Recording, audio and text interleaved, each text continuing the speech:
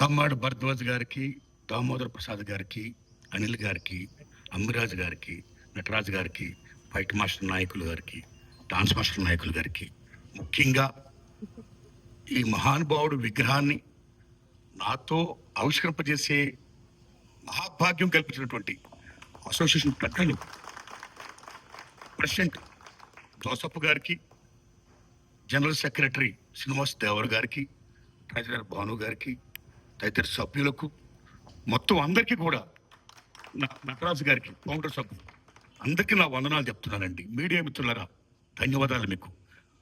ఈ అసోసియేషన్ ఎంత గొప్పదైంది. ఈవేళ అమ్మలు, అయ్యలు, తమ్ముళ్ళారా, మీ అందరికీ నమస్కారం పెడుతున్నానండి. ఎందుకంటే నాకు మామూలు ఆనందంగా లేదండి. ఎందుకంటే ఆ మహానుభావుడితో నాకు పరిచయం, నేను మా గురువు దాసనారాయణరావు శిష్యునండి. ఆయనకప్పుడు డాన్స్ మాస్టర్ రాజు గారు, శేషు గారు, ముక్కురాజు, శేషు గారు. శేషు గారు, రాజుగారు విడిపోయారండి. రాజుగారు చేస్తున్నారండి. అప్పుడు రాజుగారు నేను చూస్తుండేవాడిని. నేను జూనియర్ ఆర్టిస్ట్గా వచ్చానండి అప్పుడు. మీరు నమ్మండి మిత్రులారా, నేను గొప్పతనం ఏంటంటే సిన్స్ బిగినింగ్ ఎప్పుడూ కూడా ఇతరులను, కొత్త వాళ్ళను ఎంకరేజ్ చేయడంలో నిజంగా నెంబర్ 1 అండి. ఎవరైనా వస్తే, ఎవరైనా అవకాశాలు కోరుకుంటే, అవకాశాలు లేవు పొమ్మంటుంటే ఆయన వెంటనే అడ్డుపడి పొమ్మనకండి సార్, చెప్పండి దర్శకులతో అవకాశం ఇప్పించండి, వీళ్ళే సార్ గొప్పడవుతారని ఆ టింజ్ ఏమవుతుందో, ఆ టింజ్కి నిజంగా ఆయన ఉన్న మాననీయకోవడానికి నిజంగా శిరస్సుని దండం పెడుతున్నాను సార్ ముక్కురాజు గారికి. ముక్కురాజు గారు అంటే కేవలం డాన్స్ మాస్టర్ కదండి. ఎన్టీ రామారావు అంత మహానటుడికే ఆయన డాన్స్ నేర్పాడండి. ఆయన ఒక ఫైట్ మాస్టర్, ఆయన ఒక రైటర్, ఆయన ఒక ayurvedist, is a writer, director, what not, is everything అండి. మహామేధావైన ముక్కురాజు గారు అంటే అన్నిటిని మించి ఒక చీల్, ఒక గొప్పతనం ఉన్న మహోన్నత వ్యక్తి అండి ఆయన. ఆ దశలో ఒక ఇండస్ట్రీ మారాలన్నా, ఒక రాజధాని రావాలన్నా, ఏదైనా డెవలప్ అవ్వాలంటే ఏదో నిర్మాతలు, డైరెక్టర్లు వచ్చేస్తే డెవలప్ కాదండి. 24 క్రాప్స్ వస్తేనే, కార్మికులు, కర్షకులు, సమస్త మొత్తం శ్రామిక వర్గంతో వస్తేనే ఇండస్ట్రీ డెవలప్మెంట్ అండి.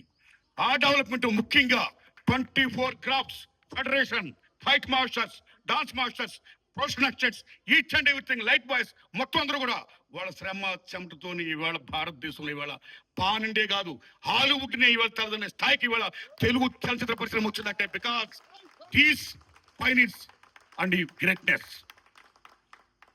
అలాంటి దశలో హైదరాబాద్ లో ఈ చిత్ర పరిశ్రమ డెవలప్మెంట్ కోసం 24 క్రాప్స్ ఫెడరేషన్ డెవలప్మెంట్ లో ముఖ్యంగా ముక్కురాజు గారి పునాది విత్తనం 1991లో ఎందుకు డాన్స్ అసోసియేషన్ స్థాపించడం. That is the place. అక్కడి నుంచి ఫైట్ మాస్టర్ అసోసియేషన్ మొత్తం ఎవ్రీథింగ్ నన్ను తీసుకెళ్ళాను వాడిన. అప్పుడు నా సినిమాలు బాగా అప్పుడు తీస్తున్నాను సార్, 40 ఏళ్ళ పడి తీస్తున్నాను. మీరు నమ్మండి మిత్రులారా, ముక్కురాజు గారు డాన్స్ సెషన్ పెట్టినప్పటి నుంచి, నన్ను తీసుకెళ్ళినప్పటి నుంచి, నా పరిచయం చేసినప్పటి నుంచి అందరూ తమ్ముళ్ళు, కొత్త తమ్ముళ్ళు బ్రహ్మాండంగా ఆడుతున్నారండి. నా ప్రతి సినిమాలోనూ వాళ్ళని పెడుతూ వచ్చానండి. అలాంటి దశలో అందుకే అది గుర్తించి గౌరవించే ఈ మహానుభావులు ఇవాళ నాకు ఈ అవకాశం ఇచ్చారండి. అలాగే ఇందాక మాస్టర్ మాట్లాడుతూ నారాయణమూర్తి గారు ముక్కురాజు గారిని చాలా ఎంకరేజ్ చేశారు. ఆయన ప్రతి సినిమాలో ఆయన ఉన్నాడు, ముక్కురాజు గారు లేకపోతే ఆయన లేడు అన్నంతగా ఆయన మాట్లాడాడు. ముక్కురాజు గారు లేకపోయినా నేను ఉన్నాను.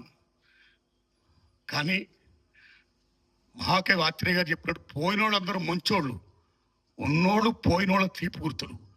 వారి తీపి గుర్తులే మనందరం కూడా. నేనున్నా, మనందరం ఆయన తీపి గుర్తులే. ఆయన యొక్క కృషి ఏమైతుందో, ఆ ఎంకరేజ్మెంట్ ఏముందో దాన్ని మనం కొనసాగించడమే ఆయనకి మనం ఇచ్చే అసలు శిశులు నివాళండి. ఈవేళ ఒక ఘటన చెప్పాలి. ఇందాక చాలా మంది పెద్దలు మాట్లాడారు. నా చీమల దండు సినిమాలో ఎర్రజెండ ఎర్రజెండ నీలో పాట ఉంది, మీ అందరికి తెలిసిందా, పాడాడు కూడా తమ్ముడు. అప్పుడు చాలా అది ఒక నాకున్న స్థాయిలో చాలా భారీ సినిమా అండి. చాలా మంది డాన్సర్స్ పెట్టానండి. ఎందుకంటే మీరు నమ్మండి, ఈవేళ ఇంత గొప్ప అయిపోయిన స్థాయికి వచ్చేటట్టు మామూలు ఆనందంగా లేదు నాకు. ఆ మద్రాసు వచ్చిన సీనియర్స్ అందరూ వచ్చి trailers takes are going on, అప్పటికి 7 టేకులు అయిపోయండి.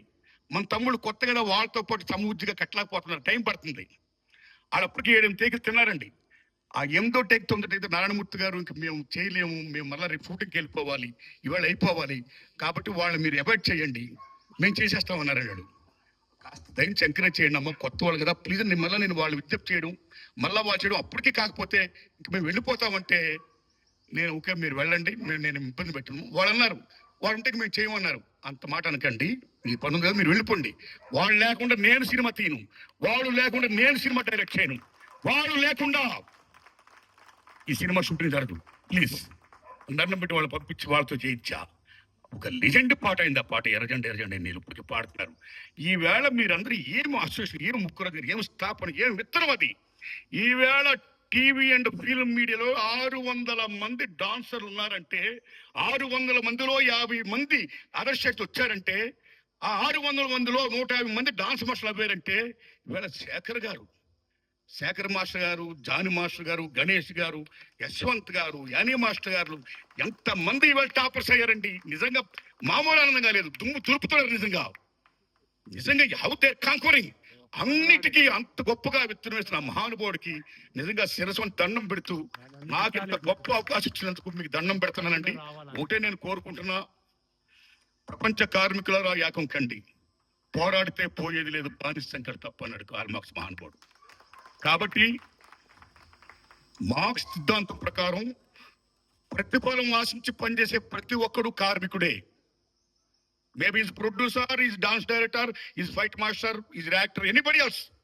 ప్రతిఫలం ఆశించి పనిచేసే ప్రతి ఒక్కడు కూడా శ్రామికుడే.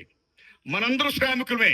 ఇలాంటి దశలో పాన్ ఇండియా అనే ఒక కొత్తది వచ్చి, ఈ పాన్ ఇండియా రావడం వల్ల ఈవేళ మన తెలుగు వాళ్ళకి చాలా మందికి, కొంతమందికి నిజం చెప్పండి, పని లేకుండా పోతుందండి.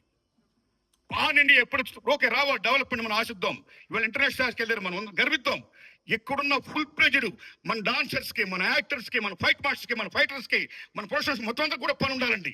ఆ పని ఉండేట్టుగా మన చలచిత్ర పరిశ్రమలో పెద్దలందరూ కూడా కూర్చొని, హిందీనేమో పాన్ ఇండియా, అభివృద్ధి అనేది, ఆ యజ్ఞ ఫలాలు అనేవి అందరికీ చెందాలి తప్పితే కొట్టుమంది అనిపిస్తే కాదది. ఆ యజ్ఞ ఫలాలు అందరూ అనిపించేటట్టుగా, అందరికీ పని ఉన్నట్టుగా ఏం చేస్తే బాగుంటుందో